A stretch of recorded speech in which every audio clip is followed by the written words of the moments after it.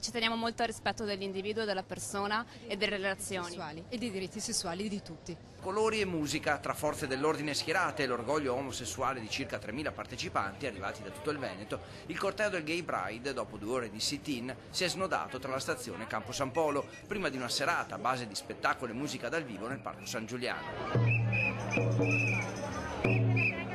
Le tensioni della vigilia che avevano accompagnato la manifestazione, tornata a Venezia dopo 18 anni, avevano fatto alzare il livello di attenzione da parte della questura. Una cinquantina gli agenti in tenuta antisommossa, anche se schierati in disparte, senza necessità di intervenire, mentre il corteo blindato è stato scortato dalle forze dell'ordine e monitorato attraverso le telecamere di sorveglianza posizionate lungo il percorso. Quanto alle annunciate manifestazioni di disturbo di Forza Nuova e al rosario pubblico con distribuzione di croci per salvare i peccatori da parte di un circolo veronese cristiano, sono state proibite dalla questura. Lo stesso ex sindaco Giorgio Orsoni, per garantire la gestione dell'ordine pubblico, ieri aveva nominato come vice sindaco Romano Morra, già capo di gabinetto, designato a gestire le emergenze in questo periodo, senza sindaco né commissario.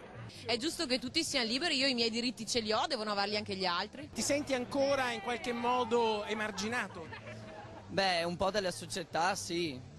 Diciamo che non si è ancora ben capito appieno cos'è l'essere gay. L'appuntamento Venezia Pride 2014, al grido di libertà di essere e di amare, aveva lo scopo di sensibilizzare sul tema dei diritti civili, sul matrimonio, la famiglia e i figli, anche nel mondo gay. Niente carri ovviamente, viste le difficoltà di movimento per Calli e Campielli, ma spazio, coreografie, musica e bandiere. Tutti qua riuniti insieme per sfilare, per mostrare che tutti abbiamo gli stessi diritti e tutti siamo uguali. Non importa l'orientamento sessuale, l'importante è che ci sia l'amore. Io sono un etero fantasiosa.